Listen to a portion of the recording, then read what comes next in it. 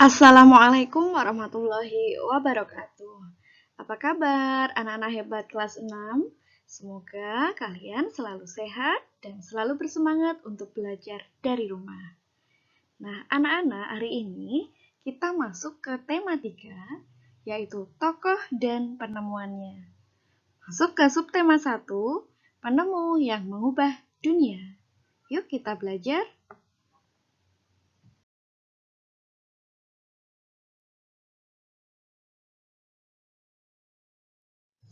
Lihatlah lingkunganmu di malam hari. Cahaya lampu bersinar menerangi jalan, sekolah, dan rumah kita.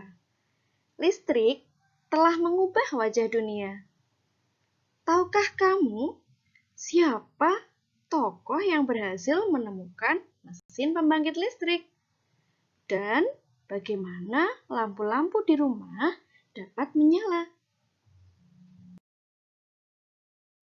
Tahukah kalian proses perjalanan arus listrik pada lampu-lampu di rumahmu? Nah, bacalah teks berikut dan pahami isinya dengan baik. Listrik mengubah wajah dunia. Listrik telah membawa banyak perubahan dalam kehidupan masyarakat di dunia. Michael Faraday adalah tokoh penemu arus listrik. Faraday lahir pada tahun 1791 di Newington, Inggris. Ia berasal dari keluarga miskin dan hanya sebentar merasakan pendidikan di sekolah. Dengan perjuangan keras dan semangat pantang menyerah, ia akhirnya berhasil membuat alat sederhana pertama yang dapat menghasilkan gelombang elektromagnetik. Tahukah kamu bagaimana perjalanan arus listrik hingga sampai ke rumahmu? Arus listrik adalah gelombang elektromagnetik, yaitu gelombang yang dapat merambat meski tidak ada media perantara. Gelombang elektromagnetik terbentuk dari hasil perubahan medan magnet dan medan listrik yang terjadi terus-menerus. Proses tersebut kemudian memicu terjadinya arus yang kemudian kita kenal sebagai arus listrik. Arus listrik dihasilkan oleh generator raksasa pada pusat pembangkit listrik. Arus listrik tersebut disalurkan melalui jaringan listrik tegangan tinggi berupa jaringan kabel pada menara-menara tinggi yang menuju ke gardu-gardu penerima di berbagai daerah. Dari gardu-gardu penerima, arus listrik kemudian disalurkan ke rumah penduduk dan berbagai tempat yang memerlukan. Arus listrik yang diterima di rumah kemudian disalurkan melalui rangkaian kabel listrik di dalam rumah. Rangkaian kabel tersebut umumnya berada di atap untuk tempat dudukan lampu atau di dinding rumah untuk saklar dan colokan listrik tempat menghubungkan beragam peralatan elektronik seperti televisi, kipas angin, dan kulkas. Rangkaian listrik di dalam rumah dapat berupa rangkaian seri atau rangkaian paralel. Rangkaian seri dan paralel merupakan jenis-jenis rangkaian yang dipakai untuk menyambungkan dua ataupun lebih komponen listrik, sehingga menjadi satu kesatuan utuh. Bila dilihat dari cara penyusunannya, rangkaian seri disusun dengan cara bersambung atau sejajar, dan rangkaian paralel disusun berderet. Nah, perhatikan gambar yang ada di bawah paragraf berikut. Di situ terlihat rangkaian seri yang sebelah kiri dan rangkaian paralel yang sebelah kanan. Di rangkaian seri, lampu dipasang sejajar. Kemudian di rangkaian paralel, lampu disusun berderet.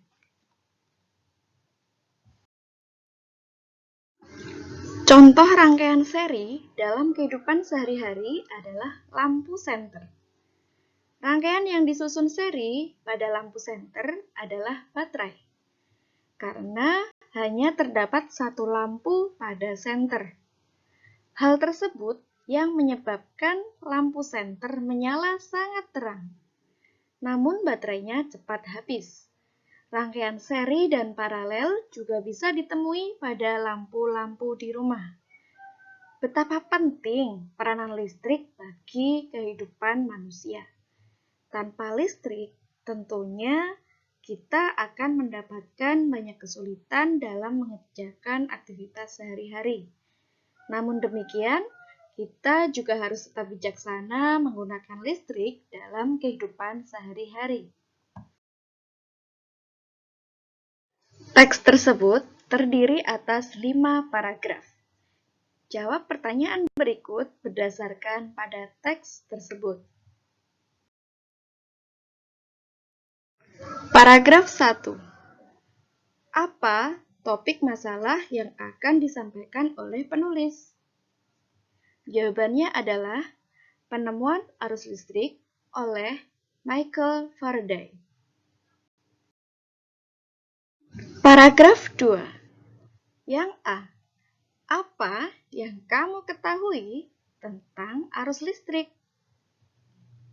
Nah, jawabannya adalah arus listrik adalah gelombang elektromagnetik atau gelombang yang mampu merambat walau tanpa media perantara.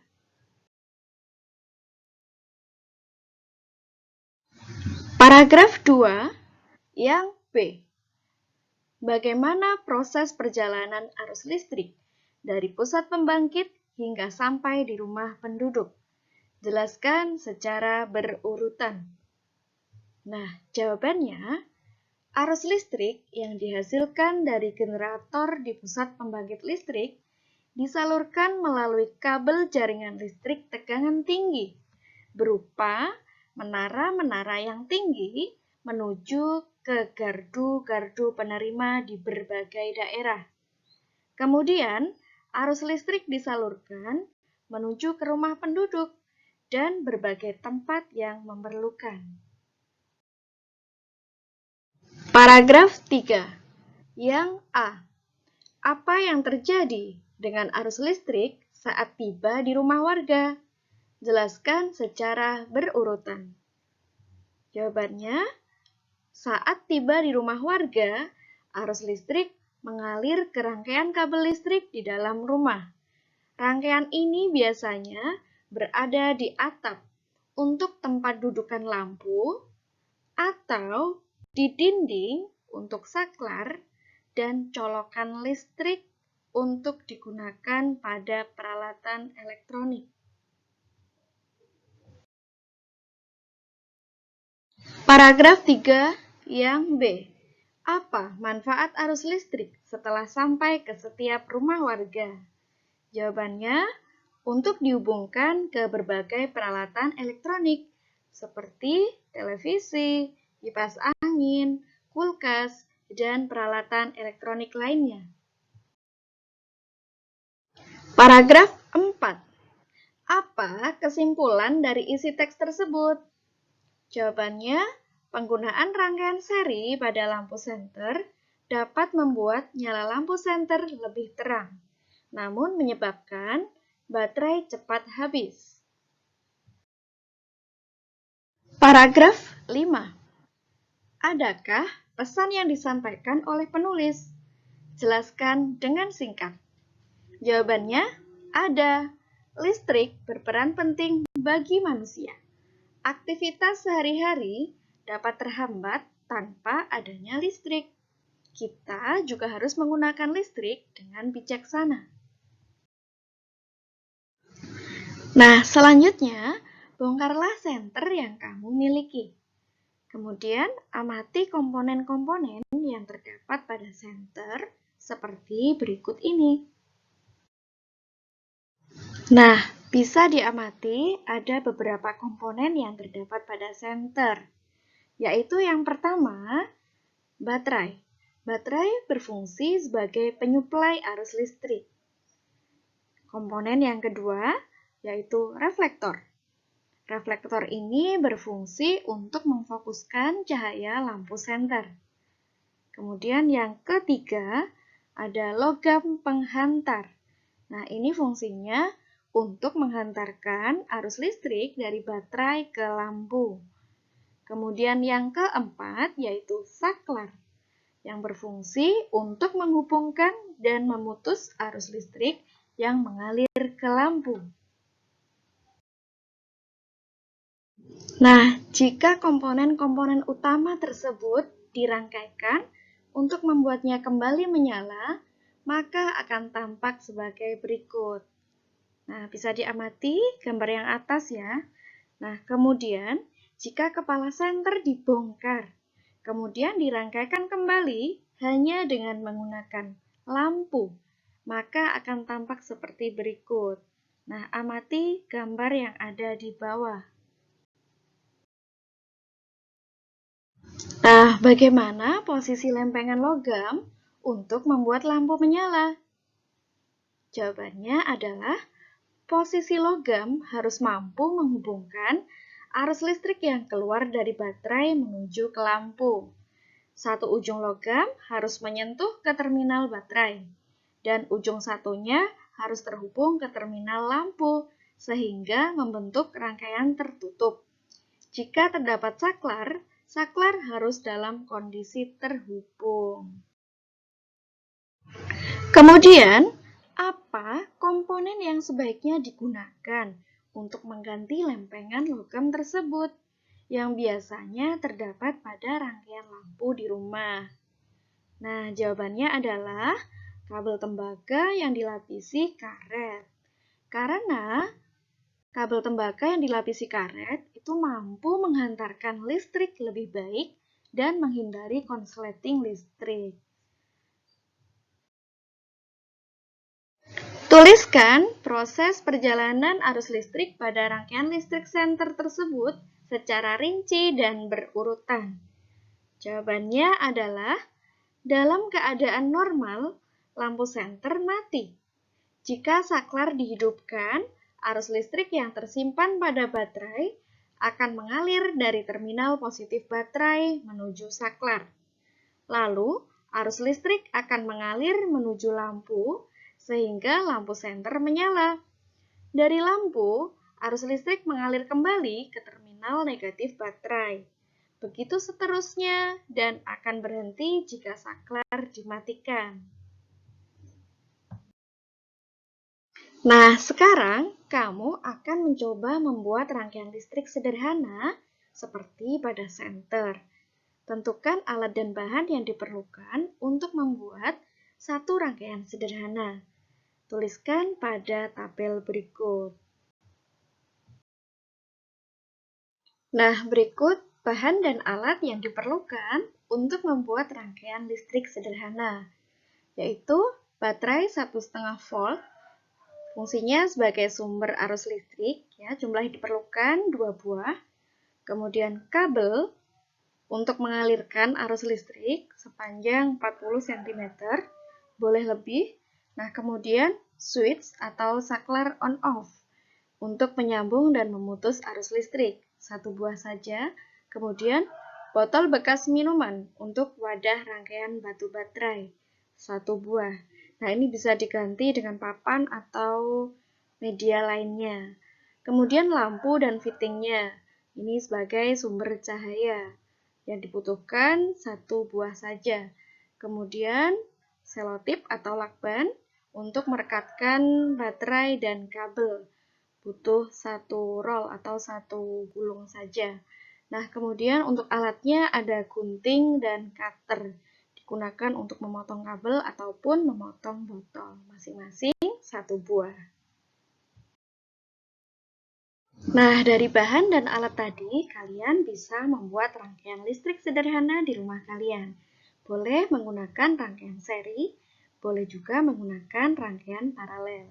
Nah, silakan bisa minta bantuan ayah, kakak, atau bunda di rumah, gitu ya. Nah, kemudian anak-anak listrik itu adalah salah satu penemuan yang sangat penting. Ayo kita bahas lebih lanjut tentang penemuan listrik dan pengaruhnya terhadap kehidupan dan peradaban manusia.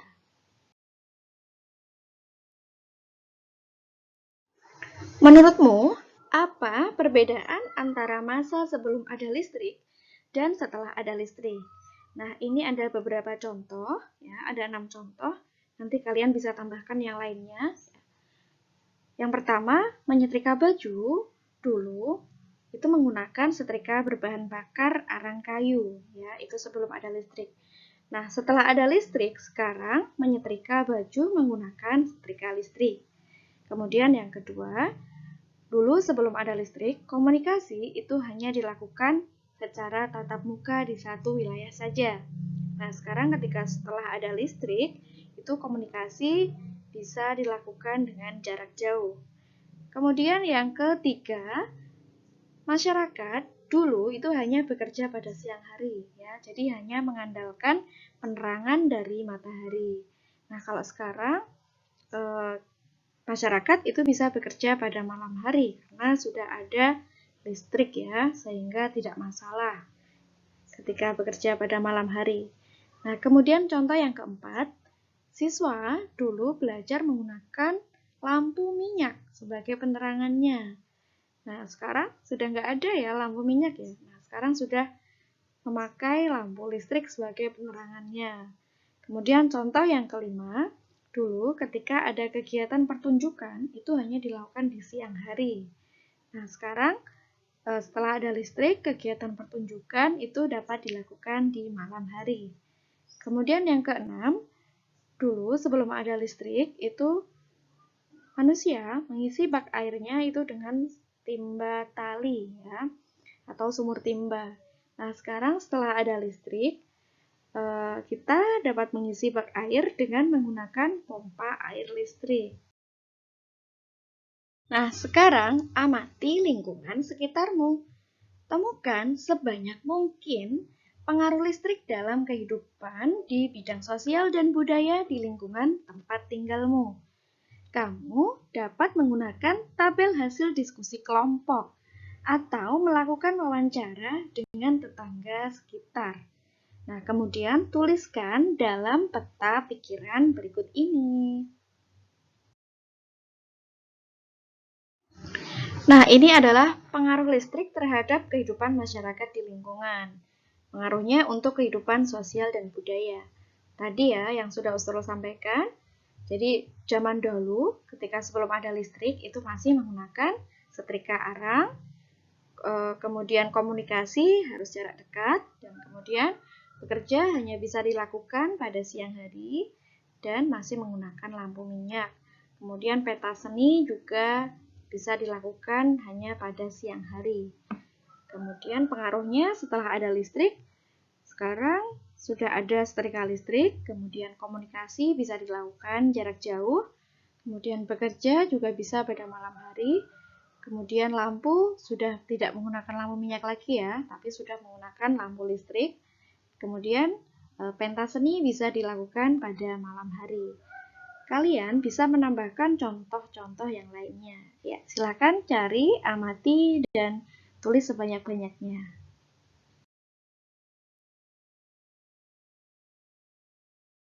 Nah, anak-anakku semua, setelah menyimak penjelasan dari awal hingga akhir, nah sekarang kita saatnya mengisikan pada buku tema 3 dari halaman 3 sampai dengan halaman 8. Nah, jawabannya sudah ada semuanya di penjelasan video ini.